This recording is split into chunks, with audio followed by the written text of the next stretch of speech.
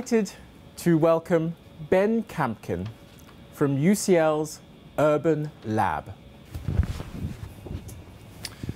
How could urban regeneration lead to more just results? This is a question on the minds of many Londoners right now. I'm showing an image of the GLA's new Regeneration Committee and a survey that they've just done titled, "How should London's regeneration move forward?"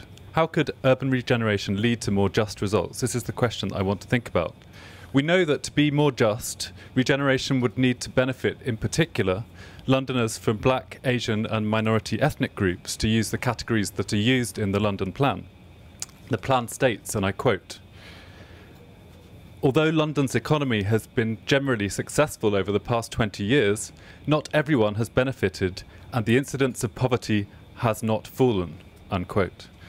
And the plan continues by saying that amongst other groups, deprivation is concentrated amongst Black, Asian and ethnic minority Londoners.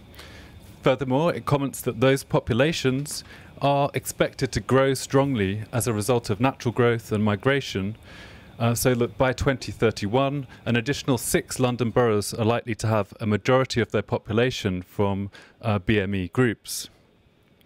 The places that are most deprived in London, the plan conceives as opportunity and intensification areas.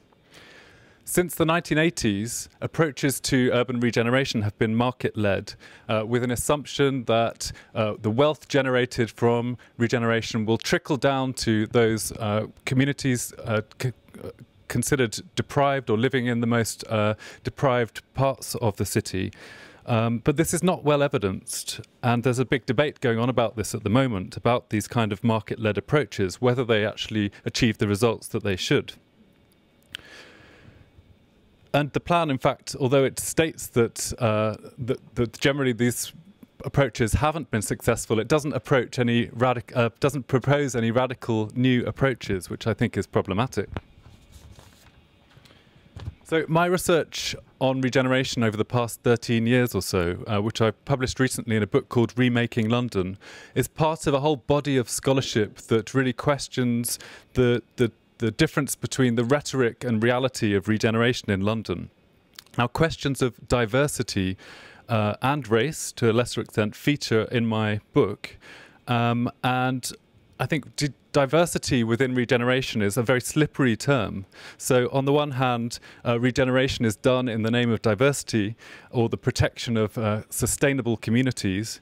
But on the other hand, we see time and again existing communities in regeneration areas with notably high Black, Asian and ethnic minority populations being displaced from affordable businesses and residential accommodation against their will, in the name of this greater good and trickle-down economics.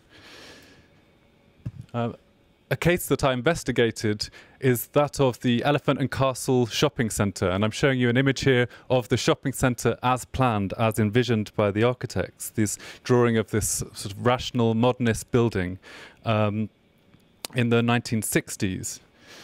And this is the shopping centre that may be familiar to you if you're from London, the pink, painted pink with a market on the outside in the moat area, so not really like the image of the building as planned. So I wanted to focus on this case because markets and shopping centres are really key sites where the contradictions between policy and practice with regard to diversity and where racial and social struggles sort of against regeneration authorities often are revealed. And I think it's worth us considering this example. This building has been subject to an incredibly protracted so-called regeneration process. And often it features in popular discourse as an ugly building, as an eyesore in media discourses. So there's very strong narratives about this building's decline.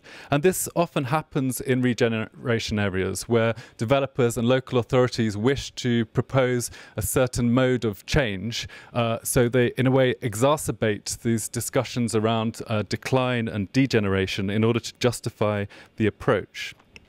And I think it's important to say that these views of decline are often coming from outside. They're not coming from communities themselves. And these narratives of decline, it's also important to say, reinforce social stigmatization, and often you get certain tropes associated with the description of buildings and materials that sort of leak into the metaphors used to describe people in relation to places as well. Now, these superficial accounts of this building's ugliness overshadow the fact that actually the building has been rather successful in adapting over time to the changing communities in the Elephant and Castle.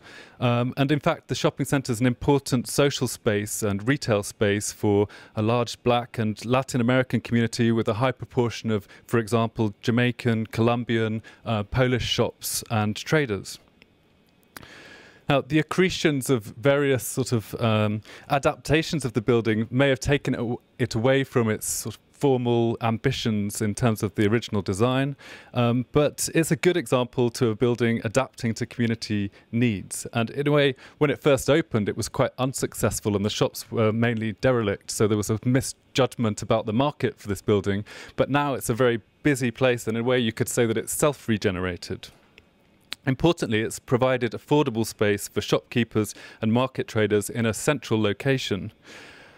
Yet this in a way, this building is somehow antagonistic to the image of London as a global city, which the regeneration authorities would like to pursuing through renewal practices.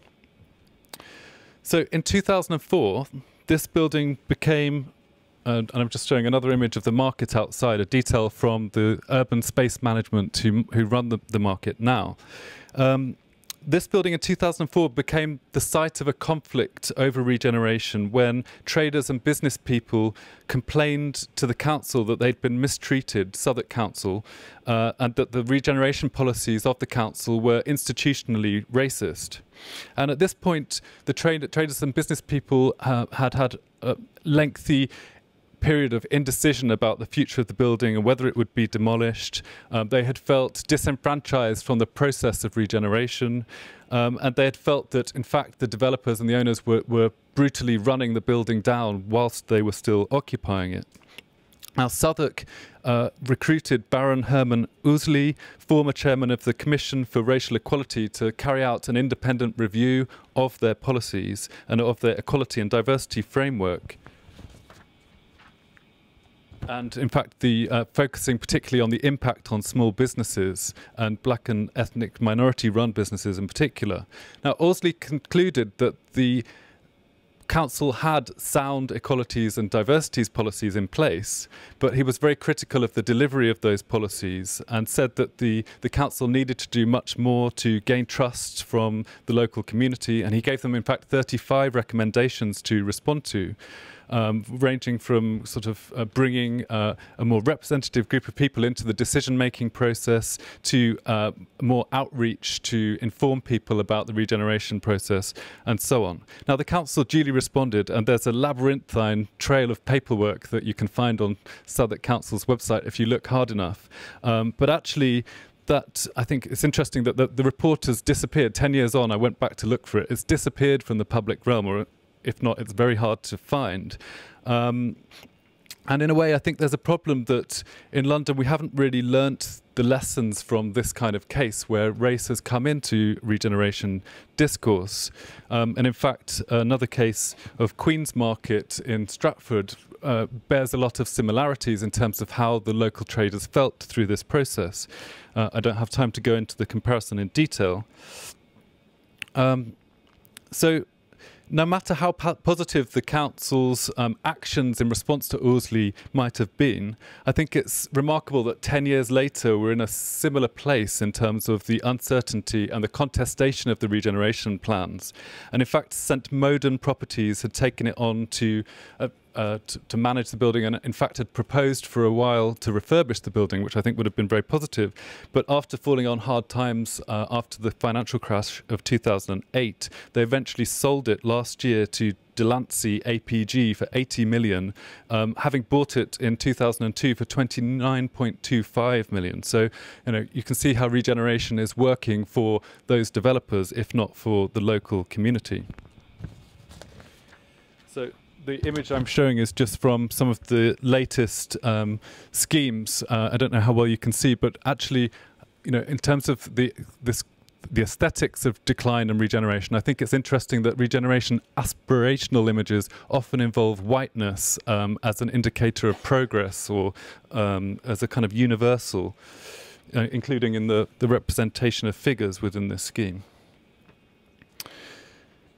So leaving aside the well-intentioned equalities and diversities policies, in which leaving aside well-intentioned and equalities and diversities policies, when this approach to regeneration, in which developers and real estate companies have done so well, dominates, is it any wonder really that existing communities, in this case predominantly BME communities, don't trust their elected representatives and don't benefit equitably from the city's restructuring? So the developers, I think it's important to say, have benefited from a lot of public investment in infrastructure, in the road layout and the tube layout and so on. And the local authority really, in a way, within this structure, don't have much power. There's not much they can do to force the developer to move away from profit seeking towards a more community-based approach. Now, it's important, I think, to say that the local community are still mobilizing around this issue, and they've now joined with the Elephant Amenity Network, a group of different local community organizations. And in their charter, they demand, and I quote, to retain and improve local shops and services reflecting community richness and diversity. This includes East Street markets and the traders of the shopping centre. So at the moment, all we know about this case is that the developers are looking to get out of the 35% affordable housing rule within their new development. And asked about the existing community, a representative from Delancey said, whether the local community would be engaged in the plans, he said, why wouldn't you design a project and think of a tenant mix that caters to an obvious local market? So I think that's interesting. In a way, diversity here is primarily a commodity. Okay, so to conclude, we've been talking today about constructing, contesting and crossing racial boundaries. I think this case highlights the often negative experience of regeneration and the consequent struggles of communities with large BME populations within regeneration, where regeneration exacerbates inequality. So we can think about the regeneration structure as constructing race. We can think about the discourses of decline and renewal as constructing race. We can think about race being contested by the local community, but also constructed in that they mobilized around race. And we can think in order to think about crossing racial boundaries, we have to think of new approaches to regeneration, new evidence-based and community-centered approaches to regeneration. I'll leave it there. Thanks.